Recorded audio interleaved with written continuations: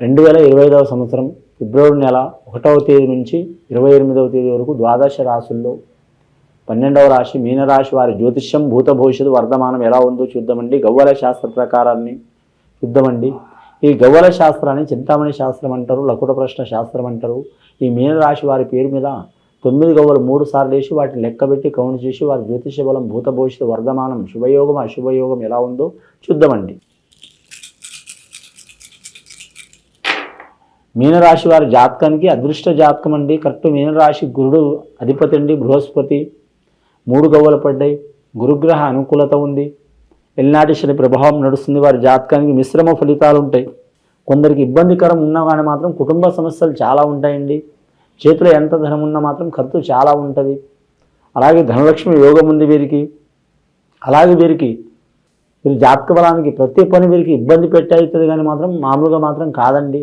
ఫిబ్రవరి నెల చాలా వరకు జాగ్రత్త తీసుకోవాలి. అనుకోని ఆపదలు వచ్చే అవకాశాలు ఉన్నాయి. అలాగే కుటుంబంలో ఆరోగ్యరీత్యా ఇబ్బందులు వచ్చే అవకాశాలు ఉన్నాయి. పిల్లలకు కావచ్చు, పెద్దలకు కావచ్చు, ఫ్యామిలీ మెంబర్స్ కావచ్చు, పరిచయస్తూ ఉన్నవాళ్ళకి కావచ్చు, కొలీగ్స్ కావచ్చు, లేదా వాళ్ళ ఫ్రెండ్స్ కావచ్చు, ఇలాంటి ఇబ్బందులు వచ్చే అవకాశం ఉన్నాయి.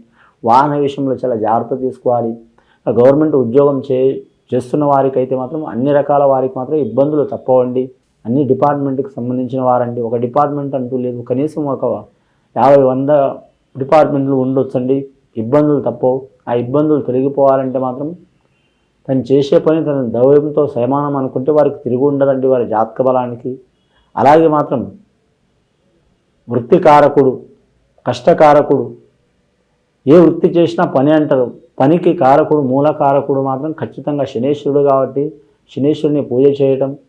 అలాగే వీరి జాతక బలానికి చూడాలంటే మాత్రం ఆంజనేయ స్వామిని ఆరాధన చేయటం చాలా వరకు మంచిది. వీరి పేరు మీద ఏ పనైనా సరే మాత్రం కష్టంగా కాకుండా ఇష్టంగా చేస్తే చాలా మంచిదండి. అలాగే విద్యార్థులకు ఆటంకాలు, చిక్కులు, చికాకులు వస్తాయి. అయినా సరే గట్టెక్కే అవకాశం ఉంటుందండి. కానీ లేబర్ పని చేసేవారికి, అలాగే చేతి వృత్తిదారులకు, అలాగే మాత్రం రైతులకు, అలాగే మాత్రం చూడాలంటే మాత్రం వికలాంగులకు, వితంతులకు, అలాగే వృద్ధులకు, దివ్యాంగులకు వారికి ఉన్న ప్రాబ్లమ్స్ తీరిపోయే అవకాశం ఉన్నదండి వారి జాతక బలానికి. ఖచ్చితంగా భగవంతుడు పరమేశ్వరుడు దైవమూలంగా ఈ మీనరాశి వారి జాతకాన్ని చూడాలంటే ఉత్తరాభద్ర నక్షత్రం వారికి మాత్రం కొన్ని ఇబ్బందులు తప్పవండి. అండ్ రేవతి నక్షత్రం వారికి మాత్రం చాలా వరకు శుభయోగం ఉంటుందండి. వీరి జాతకానికి ఎవరు పూజ చేసినా చేయకపోయినా ఆ గజముఖుడు విఘ్నేశ్వరుని పూజ చేయటం అడంకాలు వెళ్ళిపోయే అవకాశాలు ఉంటాయండి. రెండవసారి గవ్వలేసి చూద్దామండి.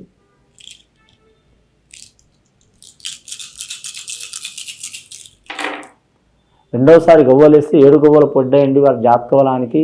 1, 2, 3, 4, 5, 6, 7 ఆ శ్రీ వెంకటేశ్వర స్వామిని దర్శనం చేయడం చాలా మంచిది. ఎవరైనా మాత్రం ఈ రాశి నక్షత్రంలో పుట్టినవారు, మీనరాశిలో పుట్టినవారు, మీన లగ్నంలో పుట్టినవారు, అలాగే ఉత్తరభద్ర నక్షత్రంలో పుట్టినవారు, రేవతి నక్షత్రంలో పుట్టినవారు శ్రీ వెంకటేశ్వర స్వామిని కొలిచిన వారు ఉంటే ఖచ్చితంగా వెళ్ళి రావాలండి. వెళ్ళి వస్తే మంచిది. ఎందుకంటే ఎంతోమంది దేవుళ్ళని మొక్కి రాకపోయినా నడుస్తుంది. కానీ ఈయన నిలుదోపిడి కారకుడు, కలియుగ దైవం. ఈయన మొక్కితే ఖచ్చితంగా వెళ్ళి రావాలండి. లేకుంటే మాత్రం ఆ మొక్కుబడి పోయి వచ్చే వరకు మాత్రం ఇబ్బందులు వస్తూనే ఉంటాయండి. అంటే భగవంతుడు పెట్టాలని పెట్టండి, అది అలా కలియుగ బలం అలా నడుస్తుంది. అందుకని స్వామికి నిలుదోపిడి కారకుడని పేరు వచ్చింది.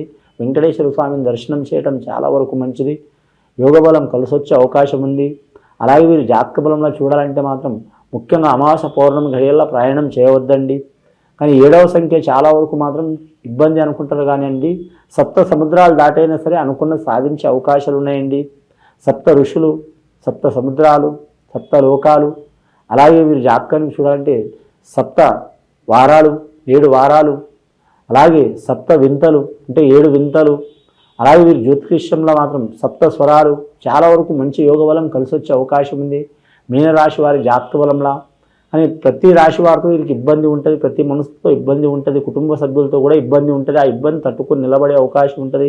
మీనరాశి వారి జాతకంలో చూడాలంటే మాత్రం ఏ నీటిలో అయినా సరే మాత్రం ప్రయాణం చేసి చేపలాంటి జాతకం అండి వారిది.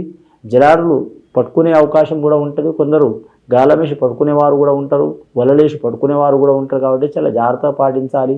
సముద్రంలో అయినా సరే, కాలువలైనా సరే, పిల్ల కాలువలైనా సరే, అలాగే చెరువులైనా సరే, నదులైనా సరే ఇబ్బందులు వీరికి ఎంత మంచి ఉంటుందో అంత ఇబ్బంది కూడా ఉంటుంది. అంటే మిశ్రమ ఫలితం ఉంటుంది.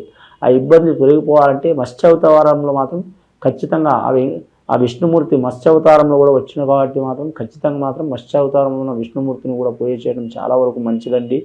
మూడవసారి గవ్వలేసి చూద్దామండి మీనరాశి వారి జాతకంలో. ఫస్ట్ 3 గవ్వలు పడ్డాయి, తర్వాత 7 గవ్వలు పడ్డాయి, 10 గవ్వలు పడ్డాయండి. మూడవసారి గవ్వలేద్దాం మీనరాశి వారి పేరు మీద. మూడవసారి గవ్వలేస్తే 4 గవ్వలు పడ్డాయండి. వీరి జాతక బలానికి రాహు అధిపతి, వీరి జాతక బలానికి ముఖ్యంగా రాహు అధిపతి చెప్పాలంటే ఆకర్షణ శక్తి చాలా ఉంటుంది. ముఖ్యంగా ఏ దేశం, ఏ రాష్ట్రం, ఏ ప్రాంతం పోవాలనుకునే వారికి తప్పకుండా పోతారు. కానివ్వండి, ధనం చాలా ఖర్చు అవుతుంది. రూపాయి ఏ కాడ 10 రూపాయలు ఖర్చు అవుతాయి. కానీ మాత్రం ముఖ్యంగా మాత్రం నమ్మిన వారు మోసం చేసే అవకాశం ఉంటుంది. చాలా జాగ్రత్తగా ఉండాలి. మనకు తెలిసిన శత్రువుల కంటే మాత్రం మనకు మంచిగా ఉండి మిత్రత్వం ఉండి దెబ్బతీసే వారితోనే చాలా ఇబ్బంది అండి, చాలా జాగ్రత్త. కానీ మాత్రం ఇంటి దొంగ ఈశ్వరుడు కూడా దొరకరు కాబట్టి ఇంటి కుటుంబ సభ్యులు కూడా మీ మీద నిందలు, చిక్కులు, చికాకులు పెట్టే అవకాశం ఉంటుంది. వివాహం కాని వారికి, వివాహ ప్రయత్నాలు చేస్తుంటే విఫలమైన వారికి, అలాగే సంతానం కలగని వారికి, సంతానంలో దోషం ఉన్నవారికి, సంతానం కలిగి నష్టమవుతున్న వారికి, బాలరిష్ట దోషం ఉన్నవారికి, అలాగే సంతానం ఉండి ఆ పిల్లలు ఎదగలేకపోవటం, హాస్పిటల్ పాలు కావటం, నష్టం రావటం, రుణ చిక్కులు రావటం, మనశ్శాంతి లేకపోవటం, తినే అన్నం ఒంటికి పట్టకపోవడం, నిద్ర పట్టకపోవడం, అరికాల నుంచి నడిదాకా నొప్పులు పెట్టడం, నమ్మిన వారు మోసం చేయటం అని మానసికంగా చాలా వరకు ఇబ్బందులు రావటం, ఇలాంటి చికాకులు, దరిద్ర బాధలు ఉంటే మాత్రం ఖచ్చితంగా వారి కులదేవతను పూజ చేయాలండి. ఎవరి కులదేవత వారికి తెలిసి ఉంటుందండి. అమ్మవారిని చేయటం చాలా వరకు మంచిది. అలాగే మాత్రం వెంకటేశ్వర స్వామికి దర్శనం వస్తామని తప్పకుండా చేయాలండి. ఒక కాలంలో అయితే ఫలానా దేవుళ్ళకు పోవాలంటే రాగి నాణ్యాలు పెట్టి కట్టేదండి. రాగి నాణ్యాలు పెట్టి కట్టేది. మనం వస్తున్నామని లెక్క ప్రకారం కట్టి పెట్టేది. వస్తువు అనేది ముడుపు కట్టేది. ఇప్పుడు రాగి నాణ్యాలు చాలా వరకు లేవండి, అరుదుగా ఎక్కడో అక్కడ ఉన్నాయండి. అలాంటి రాగి నాణ్యాలు లేనప్పుడు మాత్రం పసుపు కొమ్మలు అవి కూడా కట్టి పెట్టడం మంచిది. వస్తామని ఆ దేవుడికి ఖచ్చితంగా వస్తాం. ఎన్ని ఇబ్బందులు వచ్చినా, మా పనులు అయినా కాకపోయినా కానీ ఆ పనులు సాధించే శక్తి దేవుడా అని ఆ వెంకటేశ్వర స్వామిని ఆరాధించి గోయిందా గోయిందా అనుకుంటూ మాత్రం అది కట్టి పెడితే, ముడుపు కట్టి పెడితే చాలా వరకు శుభయోగం కలిసి వచ్చే అవకాశం ఉందండి. స్త్రీలు చేయొచ్చు, పురుషులు చేయొచ్చు, ఎవరైనా చేయొచ్చు. చాలా వరకు మంచి యోగ బలం కలిసి వస్తుంది. కానీ ఎల్నాటి శని ప్రభావం ఉందని మీరు బాధపడాల్సిన అవసరం లేదండి. ఆ శని ఇబ్బంది పెట్టి మీకు ఒక దారికి, శనేశ్వరుడు ఇబ్బంది పెట్టి ఒక దారికి తెస్తారు తప్ప కానీ కక్షగా అయితే ఏ గ్రహాలు కక్ష కట్టరండి. కానీ మాత్రం విధి అనేది చాలా వరకు ఇబ్బందులు పెడుతుంది, చాలా వరకు 4 రకాలుగా చికాకులు పెడుతుంది. పెట్టినా సరే మాత్రం లాస్ట్ టైంకి మాత్రం ఒక దారికి వచ్చే అవకాశం ఉందండి. ఈ ఫిబ్రవరి నెల మాత్రం చాలా వరకు ప్రేమికులు కావచ్చు, భార్యాభర్తలు కావచ్చు, విడిపోయిన వారు కావచ్చు, లేదా దూరమైన వారు కావచ్చు, సంతానపరంగా, కుటుంబపరంగా, ఆరోగ్యపరంగా, విద్యాపరంగా, ఉద్యోగపరంగా ఇబ్బందులు ఉన్న వారికి తప్పకుండా పోతాయండి. ఖచ్చితంగా మాత్రం శ్రీ వెంకటేశ్వర స్వామి దర్శనం చేయటం, లేదా శనివారం ఏదన్నా గుడిలో వెంకటేశ్వర స్వామి ప్రాంతంలో దర్శనం చేయడం చాలా మంచిది. ఇది విని చూసి ఆచరించే వారికి గొప్ప ఫలితాలు కలుగుతాయండి. శుభం భూయాత్.